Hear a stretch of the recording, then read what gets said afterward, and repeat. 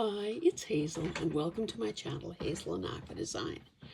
I was just sitting here all by my lonesome, pondering my next move, wondering what should I do because I am running out of time before I leave for Canmore and my little week-long retreat at the timeshare we have there, and kind of deciding what I should do. And then I thought, well, why don't I turn on the camera and bring you guys into the process? It's less lonely when I do that.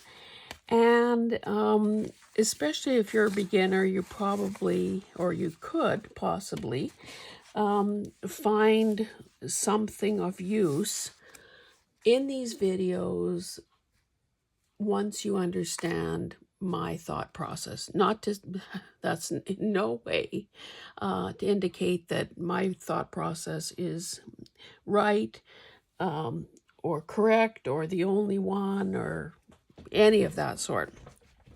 However, I think that people, all of us, no matter what stage we're at, should be using YouTube as sort of a smorgasbord of ideas, because even some of the huge, big names in the biz don't necessarily do things that we like or want to emulate or want to learn. So it's a process of picking and choosing. So I'll tell you where I'm at. I'm trying to figure out, the least amount of stuff that I can pack and take with me to the place I'm staying at, but also enough stuff so that I really have, a good week's worth of stuff accomplished while I'm gone. So I have, oh dear, they're not, okay, I can reach it. Early on, and I hate saying the word junk journal, in my foray into this field of hand making journals, I was maybe like you, kind of desperate. Oh, I must have everything and I must get it now. And sometimes the quality perhaps wasn't there. Maybe I overpaid. Maybe I got a heck of a deal. Maybe with time and experience, a person becomes more selective. You don't feel quite that same desperation.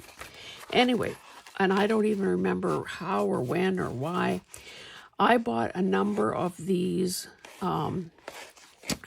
little books, and they are small. The cover size is just a hair over 6, and say 4 by 6, just for easy figuring. Anyway, these books are fine, and you can see that I've gutted them all. The paper is nice. I don't think they're subject to copyright because they're really old. But on the other hand, there's really nothing in them. There are no illustrations. There's nothing to scan or anything like that. The paper is very sound. So I decided that enough is enough. I'm going to begin using them for a couple of reasons. Number one, in theory, a smaller book should mean less work for me. It should also mean that a more petite-sized finished product should also be in a more entry-level price point. So in other words, a little book like this, and I'm intending to use that 1-inch spine, is obviously going to cost less for the buyer than a journal that is, twice as big and has, twice as much stuff in it and took several more times, that much more time to complete it. So, because we're also on the cusp of Christmas, So today is October 24th.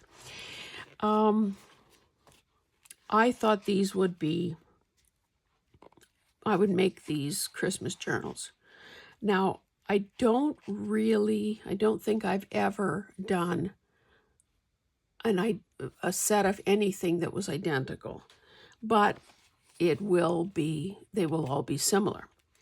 The other reason I chose these small books is because I have this very beautiful table runner with these sort of pinky poinsettias and, the serged edges and so on. And I was actually going to put it in, because it's so perfect, I was actually going to put it in my shop and think, oh, it could be on somebody's buffet or whatever for Christmas. However, it had this stain. Now, unfortunately, I think I washed it and dried it, which helped set in the stain. I then tried to do some stain. Anyway, long story short, I decided I can't sell it, so I might as well chop it up. So one of the things I'm going to be taking with me to Canmore are sections of this runner that I will be doing some slow stitching on. So that's another reason to keep the size small, because we know that slow stitching is very slow, and it's even in the title, slow stitching, and labor intensive. So that is kind of the status of what is happening. Now, I also, excuse me, and this may be not the first time I've ever done it. As I took those signatures out, I thought, okay, let me keep one of the folios as a template. So as I was picking, give me a moment. I'll say that in a moment. Use this as a template. So I've put the measurements there. I wrote the word template there so I don't mistake what this is for. And I thought, oh, finally, I would have something that should ensure that my pages are the right size. So we know that when we're selecting our pages, as long as they fit within this sort, and I think it's Natasha at Treasure Books that is very much template oriented. I haven't watched her videos lately, but I know that her books are always very precise. You're not going to see anything sticking out, or and of course that's not everyone's aesthetic. But if you like that look of precision where every page is the same, then using a template like this is perfect, because it saves, all that measuring. You just lay it down on a perspective piece of paper, and then, you can make your markings and cut and so on. On this one, I get 2 at least. So I have this handy. So then my first impulse was to go and look at my 12 by 12. But then we know that is not always the best thing to do, because every time we start a big piece of paper, we end up creating some scraps. Some of these papers have been around forever.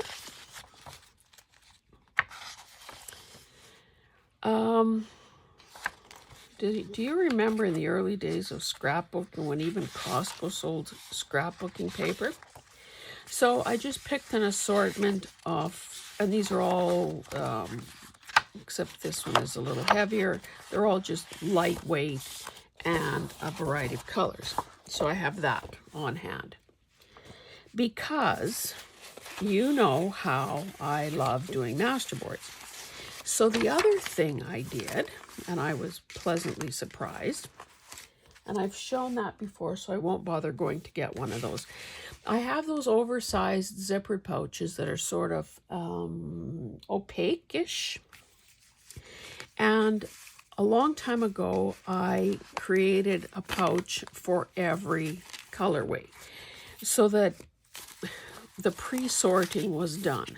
So you can see that I have a variety of scraps, but I also have, you know, things like this that must have come in a pad or in a package. So if we're using this, we can see that these are clearly too small. However, my first intention when I was getting myself organized for the day was to, number one, see if I could use scraps, and also, again, because I love master boards, oh, these are 6x6s,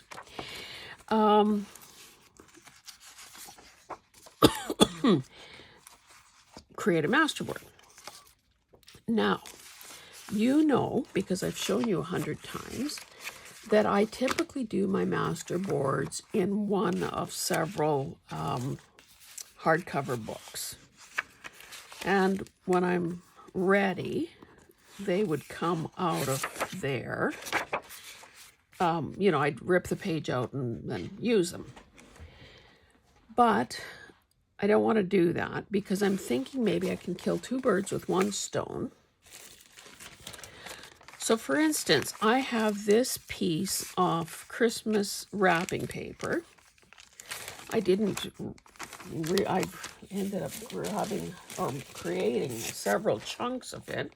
I didn't realize that this was actually my personal wrapping paper that was on a huge roll. So that's why everything is kind of discombobulated here. But let's just see. Oh yes, I could easily get two things on here. So let's kill two birds with one stone, use up some of these scraps, and in the process, reinforce and build up the, I should take this out of here because you can't, it's going to be hard for you to see white on white. If I glue my pieces onto this, I'm actually also reinforcing this piece. Oops, I need to tear it. So that is, I don't know, is that a little bit of life experience talking? Is that, and I'm going to use the weirdest little chunks first. You can see that this is a lovely color. It came out of, these are the end papers, 1995. So we won't dip into any of these bigger pieces or 6x6s or whatever those others are, unless we absolutely have to. We're first of all going to start with these odds and ends and see how far we get. Okay, let's see. I guess to avoid wasting. So if I stay about an inch from either side, I will be okay. Although, let me just think this through a bit more. If I had that close to there, I couldn't, but that would be a few, that's kind of jagged there. I'm just trying to think if I should go all the way to the edge of this paper so that I can have a pocket or something to turn back. Let's just see how this goes. And I'm not going to waste my time or yours tearing pieces unless I know that it's going to be a top edge. Now the reason I'm doing this mishmash, and this is, oh, I guess I should have, oh well. I was going to say I didn't need to tear that because something else will be covering it. I think I've just figured out that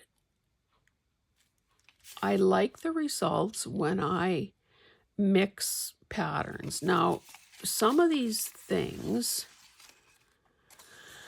are going to be, well, I guess it'll almost end up like a crazy quilt when it's said and done. And that isn't necessarily a bad thing. Because, of course, in most cases, there will be further decoration or coverage of that particular thing. So in other words, if this ends up being a page, it will end up with, either writing spots added to it or a pocket and glued over it or something like that. So I have to be gentle because this paper is so very thin. Now, let's just say that at the start of this whole process, the last thing I would have been doing is mixing all these patterns. I remember someone once telling me, because of course my college education is in social work, and so I remember someone once saying that you can quite often tell the state of someone's mental health by the way they dress. Now, whether this is legitimate or just years of her experience telling her that,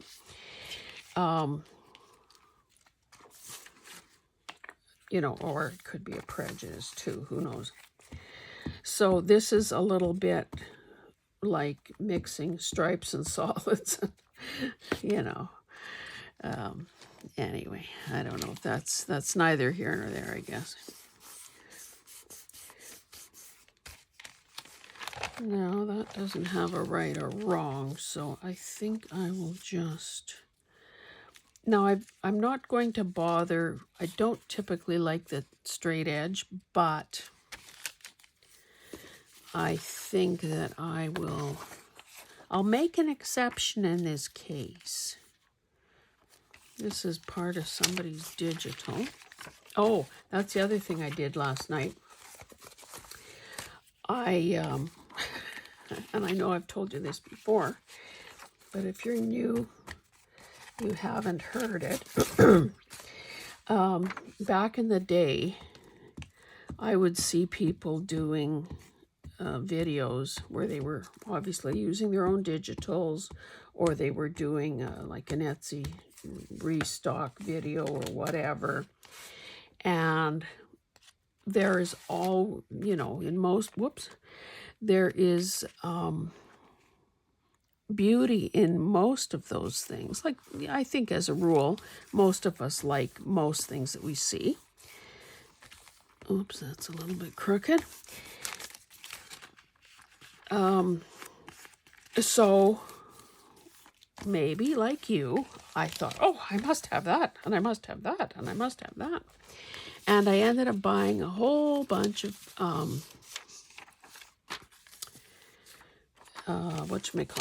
digitals,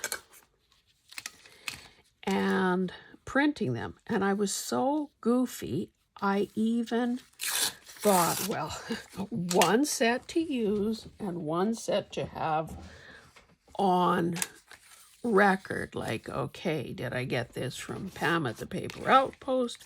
Did I get it from what's her name? Tina at Shabby Dabby Doodah. Did I get it from Rachel at Roxy Creations?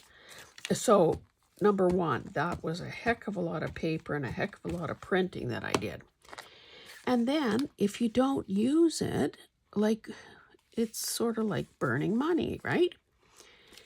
So I was looking through some of the file folders where I still have many of those items. And I thought, I pulled out the pages that I thought I could still use. I mean, not still use, but use. I just keep feeling to see if the page is sticky. I don't think my use of a glue book is, to be honest, very correct, let's just say. Because I have this, goodness knows I have no shortage of book blocks to use up in that way, and yet I still manage to get glue on the wrong side, or the right side of the paper. So I should probably just throw those away. I'm trying to be fairly quick here. I do have to tear this though, because it kind of bugs me. So I'm not going to obviously keep you forever, because goodness knows you've seen, why don't these diamonds seem to line up?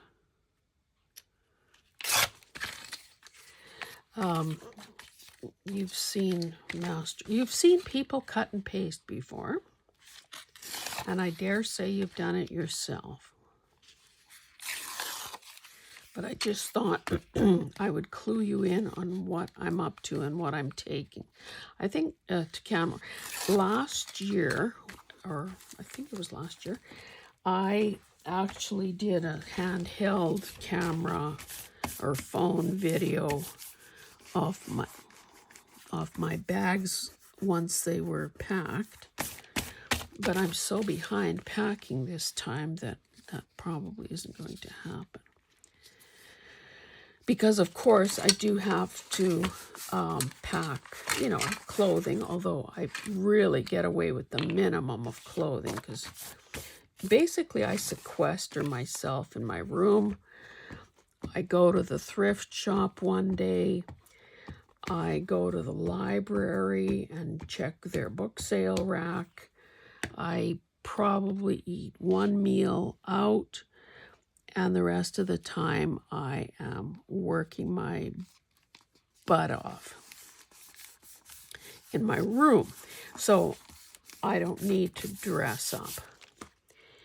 Oh, I should say that when I went to that library, this is a few years ago now, so maybe 4 years or so ago.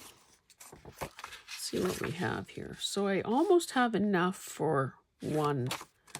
I'll just keep going because I have a story to tell.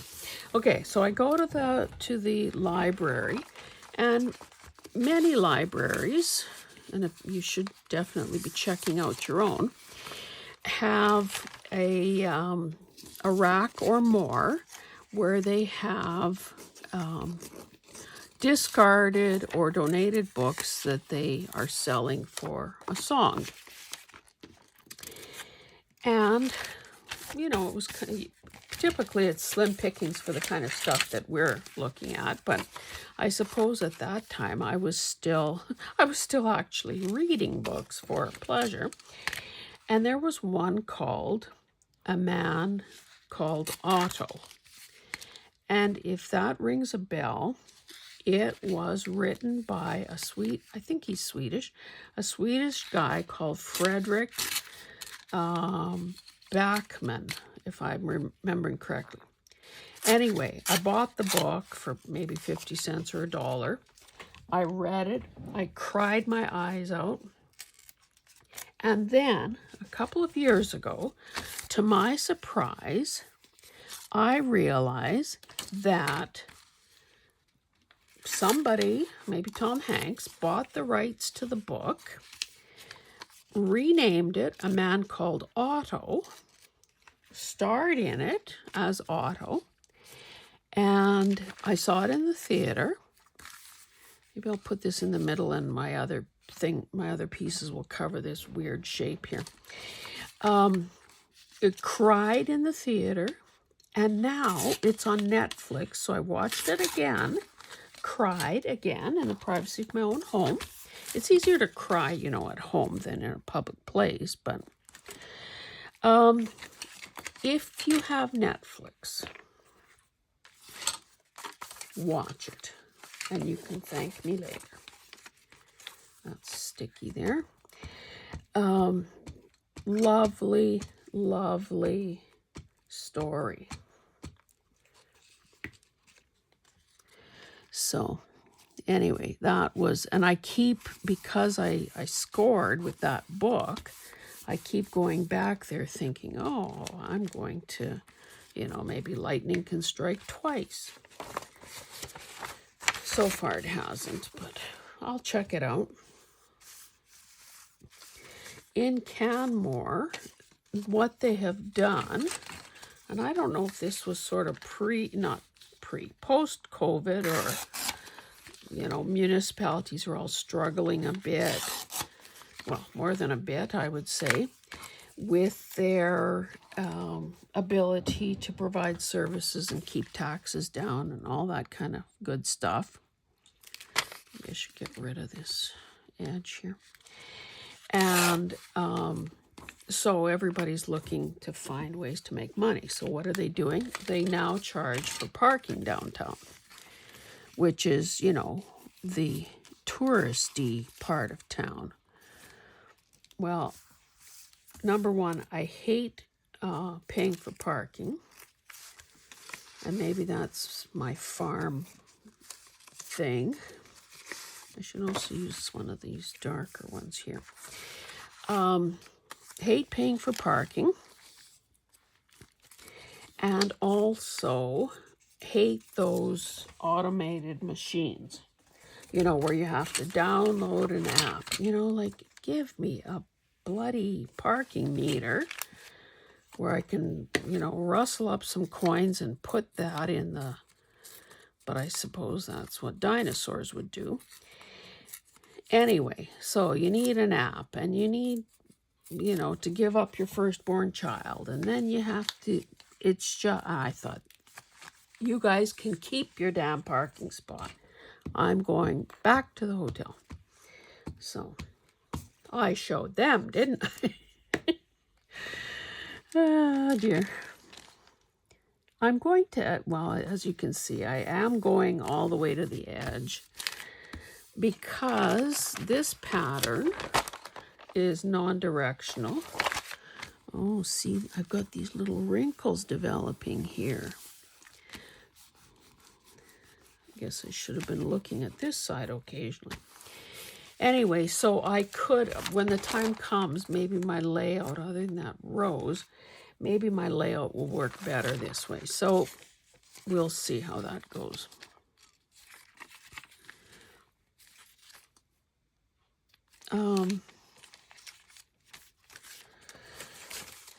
So, yeah. Anyway, I hope that you are well. I haven't really spoken to you just heart to heart lately. I very much appreciate that you're here. I see that there are new subscribers. Although I really wish, if you're a new subscriber, wish you would write a comment and tell me so. Because we know that there are flaws with YouTube, system of subscriptions and that. People keep talking about how they subscribe to certain to channels and then find out that, their subscription is, I don't even know what this is. That their subscription seems to have disappeared, and then they're unsubscribed and all of that jazz. So it would be nice if you would let me know. And if your handle is something other than your name, it's also nice if you say, hi, I'm so-and-so, because I do like to greet people or, address people by name where I can. What else do we have here that I haven't? Oh, I haven't used this tall looking stuff. Or this, I don't know, that for some reason that reminds me of Easter with those pastel-y colors. But if we're going for crazy quilt, then let's do a crazy quilt. Oops. So, yes, thank you for being here. Thank you for subscribing, for liking, for commenting. I will, when I get back, finally get the 1,000 subscriber giveaway, you know, in the works. I think I have kind of a, I think I did a bit of a, what you call it, graphic design kind of thing. So I have a little bit of a,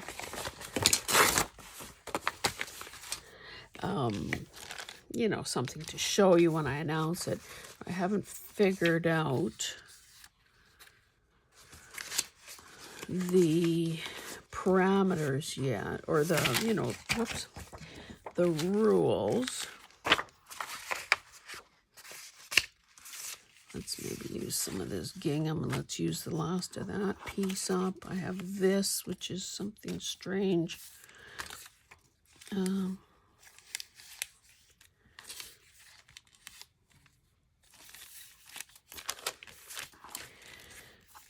I should have been turning this thing around, but let's not second guess. Let's just plow ahead let's plow ahead with confidence, like we know what's happening. And this was our intention all along.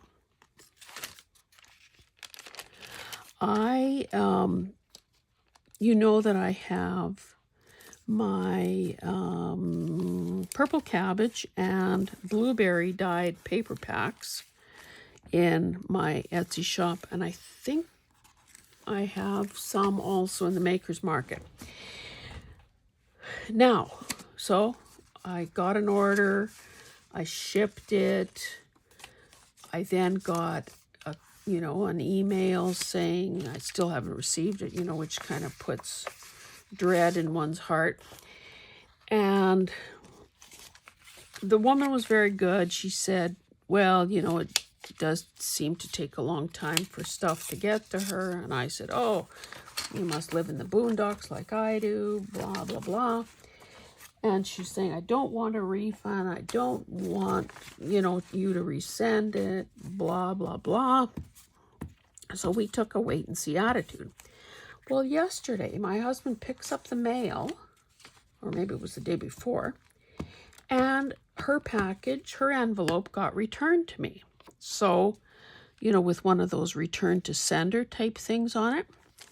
And I was kind of sick because it said, you know, addressee unable to, you know, something wrong with the address, unable to forward, that sort of thing. So I wrote to her, and I'm thinking, oh, darn it. Because this isn't a good news story. You know, really, it isn't. And is this going to fit here? Not quite. Anyway, so I'm looking at the envelope and I said, this is, you know, I addressed it exactly. I'm looking at it, you know, hoping I'm not seeing things. This is exactly the address that you inputted when you placed your order. And I don't understand this. What, you know, have you moved? What's going on? She writes back to say that she must have entered her address wrong. See, this is a little oddball thing here. It's not, oh, where was that skinny little strip? She said, you know, I've lived here for 30 years. I don't understand why they didn't just, there is no such number. Like it was one digit out. She doesn't understand why they didn't just, you know, I guess figure it out. And, you know, unfortunately, I don't think that most people feel, I think there's a serious lack of common sense out there. And I also think that sometimes people feel, well, that's not my department, if it, kind of thing. So anyway, long story short, I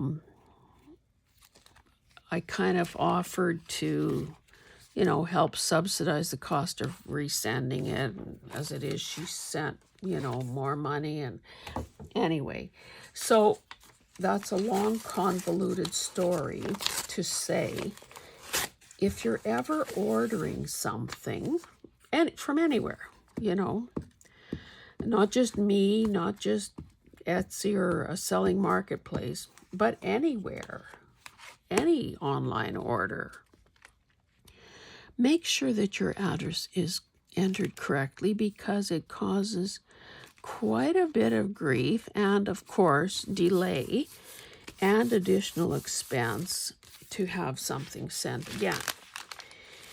So, yeah, that's the moral of today's story. I don't even know how long we've been at this, but I'm almost done. I guess before I get too carried away here, though, I should figure out,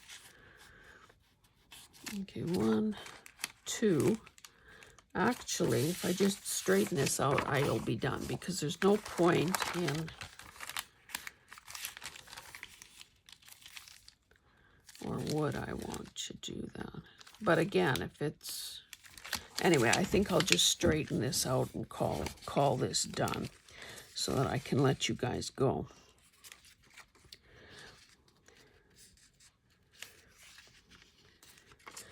So yes, that's, I just took that as a reminder to myself, and I wanted to pass that along to you. That person really needs to check and double check. Oh, yesterday I got a call from the chiropractor saying that he had gotten the results of the ultrasound on my shoulder. And I have a paper here somewhere. Okay, so the good news is there is no tear. However, I do have tendinosis, which is not the same as tendinitis. And I have the tendinosis, which is the more chronic condition that does not cure itself, and can, if it's left untreated, will get to the point where, that tendon will fail altogether. Anyway, so tendinosis in the supraspinatus tendon and the subscapularis. So I wrote to the physiotherapist saying, now we have an actual look-see kind of diagnosis. Are all those exercises that you have suggested and make me do, are they still indicated now that we have a diagnosis? And so I am waiting for an answer. And then I get the old undeliverable message, because of course, instead of entering .com, C-O-M, I just had C-M. So it is so easy to make those kinds of little typographical blunders. So I had to, of course, correct it and forward it and do it like that. Okay, I am going to stop here. Oh, by the way, the first thing I did when I had that diagnosis is I did go online, because, I always like to check with Dr. Google, see what he thinks. And the first search is typically I like to go to Mayo Clinic, because I think, those guys have been around a while. They know what they're doing. This defaulted to Cleveland Clinic, so I'm thinking that's probably pretty legit too. So now I know the difference between tendinitis, tendinosis, And they were talking about it's pretty well impossible for tendinosis to heal without resting that, that joint, that area. It also said that it could be a result of, well, of course, there's the old age thing, the wear and tear.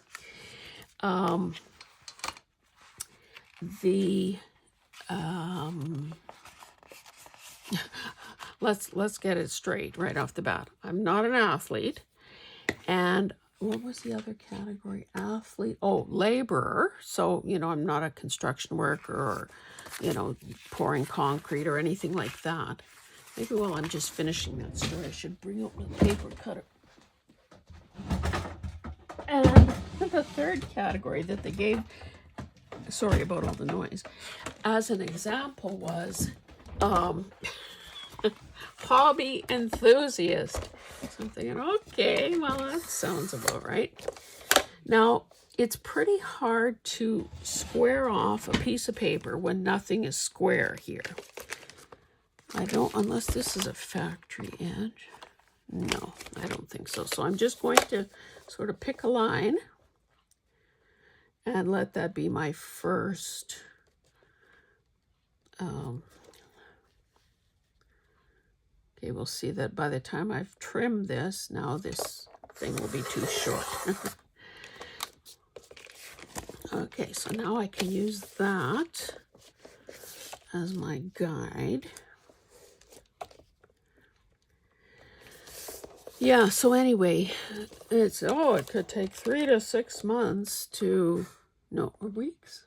Months, I don't know, to rest a joint, blah, blah, blah. And I don't really understand, as a right-handed person, how could that left hand, or left arm, shoulder, this is going to be hit and miss over here.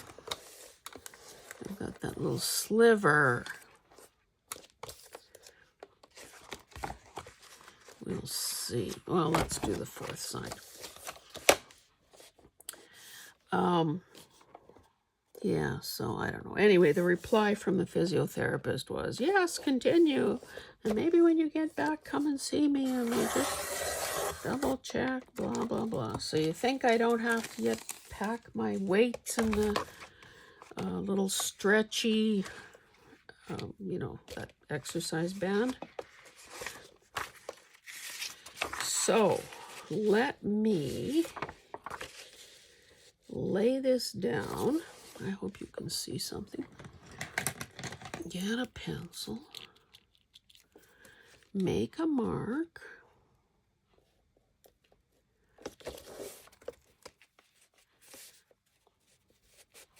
And of course, the assumption is that this folio from the book is square, which is no guarantee of any sort. Now, am I going to be able to see that?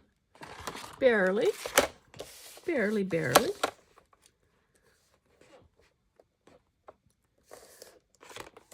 Okay. Let's just double check that.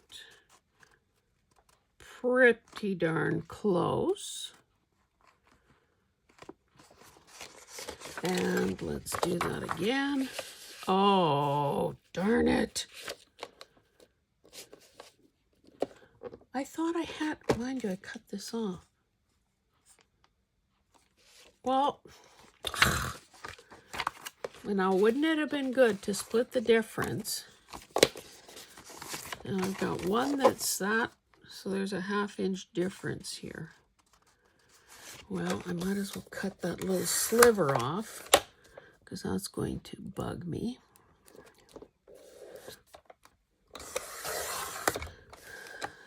Oh, and I still didn't get it all. And of course, it would be this side that is shorter to begin with. Okie dokie. I honestly hope that I'm not not wrecking, but I hope that folding that cutter up and putting it in a crate under my desk is not wrecking the accuracy of it. Okay.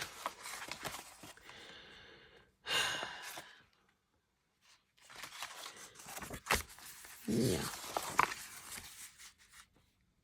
Oh well, maybe this ends up being something else. Anyway, that's all I got for today. So you can see I still have a whole pile of scraps, so I'm probably going to do this one more time, but maybe on a, I don't think this is, no, this isn't big enough. On a paper, oh, I could cover the back of this since it's so kind of in your face. Pretty close. And I would probably do the whole thing so I have enough to turn back and make pockets or something. So, okay, that's what I'm going to continue to do. In the meantime, thanks for being here. And look after your supraspinatus and your subscapularis. And we will see you guys in the next one. Thanks. Bye.